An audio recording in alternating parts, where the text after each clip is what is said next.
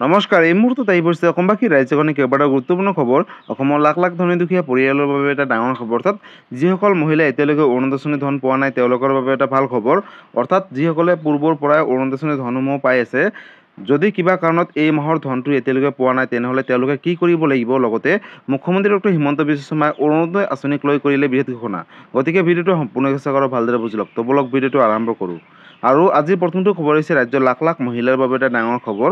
অৰ্থাৎ বন্ধুসকল, যিসকলে অৰুণোদয় ধন এই মাহৰ পোৱা নাই বা পূৰ্বৰ পৰা পাই আহিছিলে, কিবা কাৰণত তেওঁলোকে যদি এই মাহত পোৱা নাই তেনেহ'লে তেওঁলোকে কি কৰিব লাগিব। নতুন এটা আপডেট আহিছে। পোনপ্ৰথমতে আপডেটটো এবাৰ চাই লওক।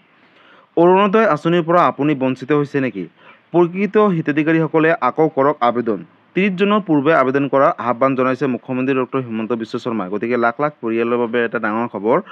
অৰুণোদয় আঁচনিত আপোনাৰ নাম অহা নাই নেকি, বা আপুনি এই মাহৰ ধনটো এতিয়ালৈকে পোৱা নাই? যদিহে পোৱা নাই তেনেহ'লে 30 জুনৰ পূৰ্বে কৰক আবেদন। অৰ্থাৎ নতুনকৈ এপ্লাই কৰিব লাগিব।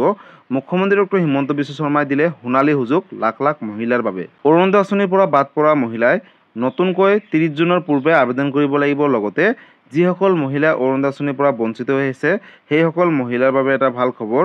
অৰুণোদয় আঁচনি 2.0 ধন লাভ কৰা বহু মহিলা অৰুণোদয় আঁচনি 3.0 পৰা বঞ্চিত হৈ আছে।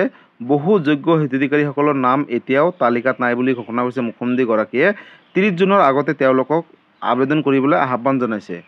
মুখ্যমন্ত্ৰী উদ্যমিতা আঁচনি 10,000 টকাৰ বাবেও পুনৰ আবেদনৰ অন্তিম তাৰিখ হৈছে 30 জুন, অৰ্থাৎ লাখপতি বাইদেউ। অৰুণোদয় আঁচনিত যদিহে আপোনালোকৰ নাম অহা নাই তেনেহ'লে আপোনালোকে কোনো ধৰণৰ চিন্তা কৰিব নালাগে। 30 জুনৰ পূৰ্বে আপোনালোকে আবেদন কৰিলে তেনেহ'লে আপোনালোকে অৰুণোদয় আঁচনি 3.0 অন্তৰ্ভুক্ত হ'ব আৰু প্ৰতি মাহৰ 10 তাৰিখে 1250 টকাকৈ ডিবিটিৰ মাধ্যমত লাভ কৰিব। বন্ধুসকল, ইতিমধ্যে মোক বহু মহিলাই কমেণ্ট কৰি সুধিছিলে যে এই মাহৰ ধনটো 10 তাৰিখে দিছিলে, আমি পোৱা নাই। তাৰপিছত আকৌ চৰকাৰে এবাৰ 14 তাৰিখে দিছে, তথাপি বহু মহিলাই পোৱা নাছিলে। অৰ্থাৎ যোগ্য হিতাধিকাৰীসকলেও পোৱা নাই। পূৰ্বৰ পৰা যিসকল পাইছিলে হয়তো তেওঁলোকে এই মাহটোত পোৱা নাছিলে। গতিকে বন্ধুসকল, যদি আপোনালোকে তেনেকুৱা ক্ষেত্ৰত আপোনালোকৰ ক্ষেত্ৰতো হৈছে যে পূৰ্বৰ পৰা পাই আহিছিলে, কিবা কাৰণত এতিয়াৰ পৰা পোৱা নাই, তেনেহ'লে গম পাব আপোনালোকৰ নামসমূহ কৰ্তন কৰা হৈছে।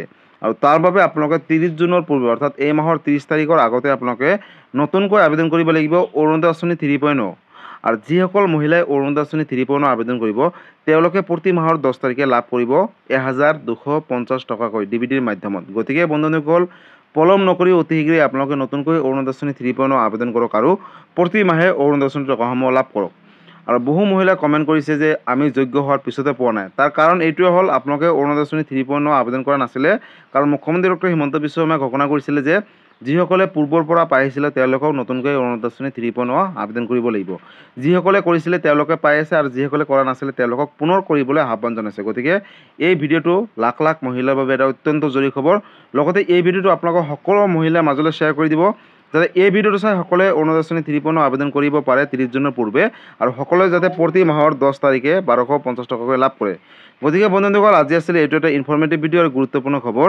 ভিডিঅ'টো চাই কেনেকুৱা পালে? যদি ভাল পালে চেনেলটো নতুনকৈ আছে চেনেলটো ছাবস্ক্ৰাইব কৰিব, লাইক কৰিব। কিবা সুধিবলগীয়া বা বিশেষ জানিবলগীয়া আছে আপোনালোকে মোক কমেণ্ট কৰি জনাব, মই নিশ্চয় ৰিপ্লাই দিবলৈ চেষ্টা কৰিম। লগতে এই ভিডিঅ'টো আপোনালোকে সকলোৰে মাজলৈ স্পেচিয়েলি শ্বেয়াৰ কৰি দিব। আৰু কিবা সুধিবলগীয়া থাকিলে কমেণ্ট কৰি জনাব। ধন্যবাদ। জয় আই অসম।